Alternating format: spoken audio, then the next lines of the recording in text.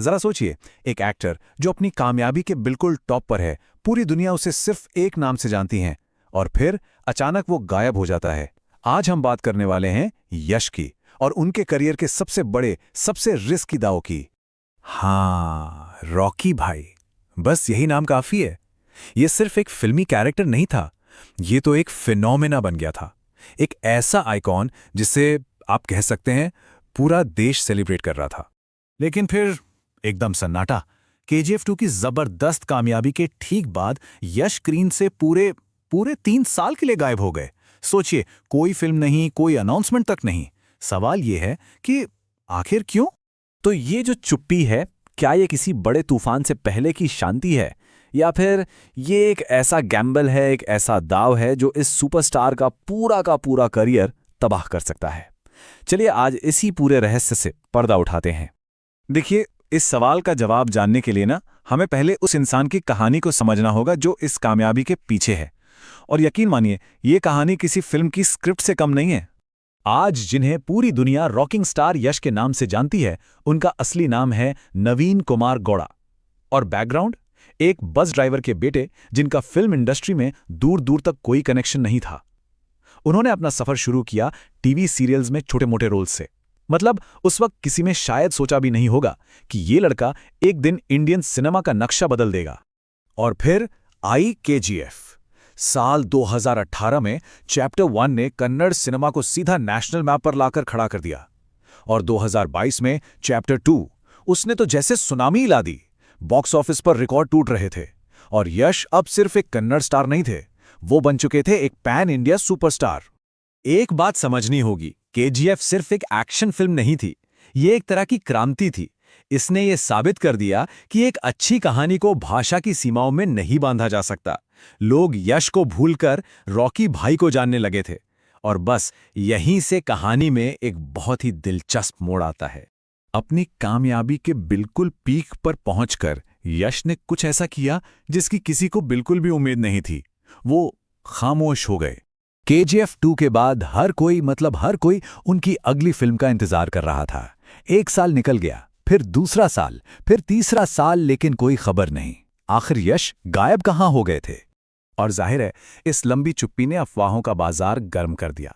कुछ लोगों ने कहा कि भाई यश में तो घमंड आ गया है। कुछ कहने लगे कि वो हर स्क्रिप्ट को रिजेक्ट कर रहे हैं। इंडस्ट्री में तो ये बातें आम हो गईं कि बस सक्सेस उनके सर चढ़ गई है। लेकिन जो सच्चाई थी वो इन अफवाहों से कोसों दूर थी। असल में यश रॉकी भाई की उस बड़ी सी इमेज में कैद होकर नहीं रहना चाहते थे।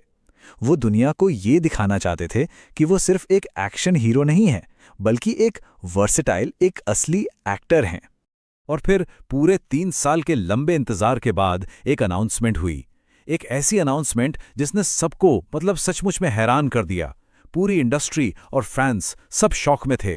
फिल्म का नाम toxic, a fairy tale for grown ups.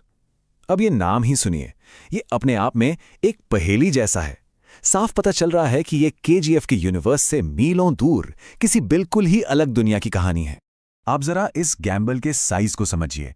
एक तरफ थी केजीएफ, एक लार्जर देन लाइफ जबरदस्त एक्शन फिल्म, और दूसरी तरफ है टॉक्सिक, जो एक डार्क और रियलिस्टिक फिल्म होने का इशारा दे रही है। जहां केजीएफ हर उम्र के ऑडियंस के लिए थी, वहीं टॉक्सिक का सबटाइटल क्या कहता है? ग्रोन अप्स के लिए एक फेरी टेल। मतलब ये साफ साफ अपने कंफर्ट जोन से बाहर निकलकर आग से खेलने जैसा है। और शायद सबसे बड़ा शॉक तो फिल्म की डायरेक्टर का नाम है, गीतू मोहनदास। वो लायर्स डाइस जैसी critically acclaimed award winning art house फिल्मों के लिए जानी जाती हैं, ना कि 1000 करोड़ कमाने वाली मसाला एक्शन फिल्मों के लिए। तो सोचिए, यश और गीतू मोहनदास, ये कॉम्बिनेशन ही अपने आप में एक बहुत बहुत बड़ा रिस्क है। तो चलिए अब थोड़ा इस नाम टॉक्सिक को डिकोड करते हैं। इसके पीछे क्या राज छिपा हो सकता है और ये यश के नए कैरेक्टर के बारे में हमें क्या बताता है? टॉक्सिक मतलब जहरीला, खतरनाक, नेगेटिव। ये शब्द ही अपने आप में इशारा कर रहे हैं कि फिल्म की दुनिया कितनी डार्क और ग्रे होने वाली है। एक ऐसी दुनिया जहां शायद हीरो और विलेन के बीच की लकीर बहुत धुंधली हो। रिपोर्ट्स तो यही बता रही हैं कि ये फिल्म ड्रग्स और क्राइम की दुनिया के इर्द गिर्द घूमती है। तो इसका मतलब साफ है, रॉकी भाई का वो गोल्डन सूट और हथौड़ा, वो सब भूल जाइए। इस बार हमें यश शायद एक ऐसे किरदार में दिखेंगे जो नैतिक तौर पर बहुत कॉम्प्लेक्स है और हो सकता है थोड़ा नेगेटिव भी हो। तो फिर से वही सवाल, आखिर यश ने इतना बड़ा जोखिम लिया ही क्यों? जवाब एक शब्द में है, परफेक्शन। परफेक्शन की तलाश। ये जो 3 साल का इंतजार था ना, ये कोई घमंड या कंफ्यूजन नहीं था, ये एक सोची समझी स्ट्रैटेजी थी। यश सिर्फ एक और ब्लॉकबस्टर एक्शन फिल्म नहीं करना चाहते थे, नहीं, वो एक ऐसी कहानी की तलाश में थे जो उन्हें एक एक्टर के तौर पर चैलेंज करे और उनकी लेगेसी को केजीएफ से भी आगे लेकर जाए।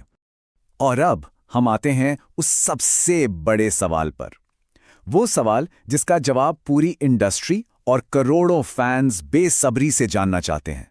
क्या ये फिल्म यश का करियर बनाएगी या फिर बिगाड़ देगी? समझिए, इस एक फिल्म पर 2 अलग-अलग भविष्य टिके हैं।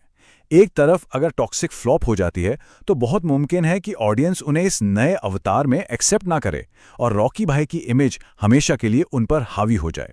लेकिन दूसरी तरफ अगर ये फिल्म चल गई तो यश सिर्फ एक सुपरस्टार नहीं रहेंगे, वो एक लेजेंडरी एक्टर के तौर पर जाने जाएंगे।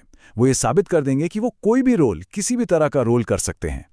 हमें ये याद रखना होगा, एक बस ड्राइवर का बेटा बिना बड़े जोखिम लिए देश का सबसे बड़ा सुपरस्टार नहीं बन जाता।